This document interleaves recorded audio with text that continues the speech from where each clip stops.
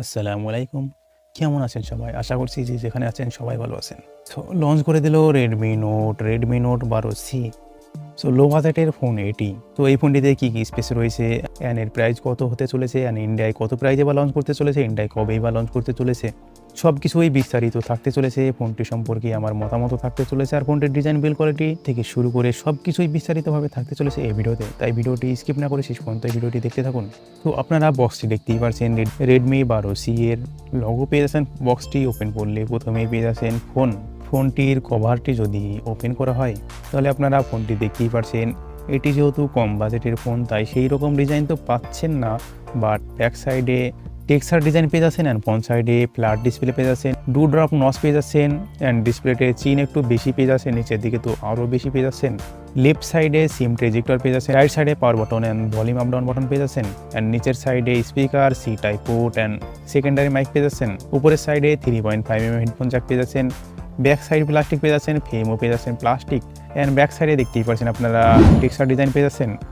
Back সাইডে fingerprint পেয়ে যাচ্ছেন, ব্যাক সাইডে দুটি ক্যামেরা পেয়ে যাচ্ছেন অ্যান্ড সিঙ্গেল এলইডি ফ্ল্যাশ পেয়ে যাচ্ছেন। সো সেই রকম ডিজাইন তো পাচ্ছেন না, বাট ডিজাইন মোটামুটি কম প্রাইসে যেহেতু ফোনটি লঞ্চ করেছে সেই কারণে ডিজাইন মোটামুটি ভালো পেয়ে যাচ্ছেন। তারপরে কন্টেন্ট পেয়ে যাচ্ছেন বক্সের মধ্যে C type active cable and একটি চার্জার। বক্সের মধ্যেও চার্জার পেয়ে যাচ্ছেন 10 ওয়াটের অ্যান্ড 5000 mAh ব্যাটারি পেয়ে যাচ্ছেন, লিথিয়াম পলিমার টাইপ ব্যাটারি পেয়ে যাচ্ছেন। যদি আমরা ফোনটির থিকনেসের কথা বলি তাহলে ফোনটির থিকনেস পেয়ে যাবেন 8.8mm অ্যান্ড ওয়েট পেয়ে যাবেন 192 গ্রাম। ডিসপ্লে কথা বললে ডিসপ্লে এখানে পেয়ে যাচ্ছেন IPS LCD display, 500 nit brightness পেয়ে যাবেন, 6.7 ইঞ্চের ডিসপ্লে পেয়ে যাবেন, স্ক্রিন টু মডারেশন পেয়ে যাবেন 82%। এখানে HD প্লাস ডিসপ্লে পেয়ে যাবেন 720x1600 পিক্সেল, 268 PPI ডেন্সিটি পেয়ে যাবেন। যদি আমরা সফটওয়্যার কথা বলি এখানে ওএস হিসাবে ইউজ করা হয়েছে MIUI 13, Android 12 and processor use করা হয়েছে মিডিয়াটেকের Helio G85, যেটা 12 ন্যানোমিটারের প্রসেস হয়েছে অ্যান্ড অক্টাকোর প্রসেসর। এটি প্রথমের যে হায়ার স্পিড পেয়ে যাবেন 2টি core 2.0 GHz Cortex A75 and পরে যে 6টি কোর পেয়ে যাবেন 1.8 GHz Cortex A55 and GPU পেয়ে যাবেন Mali G52 MC2।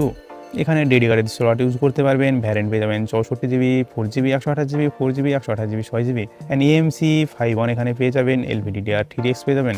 যদি আমরা ক্যামেরার কথা বলি, ক্যামেরা এখানে পেয়ে যাচ্ছেন যে ব্যাক সাইডে ক্যামেরা 50 মেগাপিক্সেল ক্যামেরা পেয়ে যাচ্ছেন অ্যান্ড ফিচার পেয়ে যাবেন AIS অ্যান্ড সেকেন্ড ক্যামেরা একটা ফালতু ক্যামেরা দেওয়া হয়েছে 0.08 মেগাপিক্সেলের ডেপথ সেন্সর। এখানে ভিডিও রেকর্ডিং করতে পারবেন 1080p 30 fps। সেলফি ক্যামেরায় 5 মেগাপিক্সেলের সেলফি ক্যামেরা ইউজ করা হয়েছে, ভিডিও রেকর্ডিং করতে পারবেন 1080p 30 fps।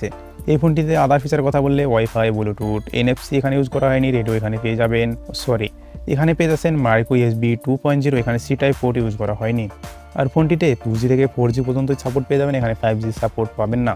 আর ফোনটি 2023 এপ্রিলে লঞ্চ করতে পারে, বাট ফোনটির প্রাইস 11,000 থেকে 12,000-এর মধ্যে এক্সপেক্ট করা যাচ্ছে। তো ফোনটি লঞ্চ করলেই বোঝা যাবে, যদি ইন্ডিয়ায় আসে তাহলে বোঝা যাবে যে এর কত প্রাইস আসতে চলেছে।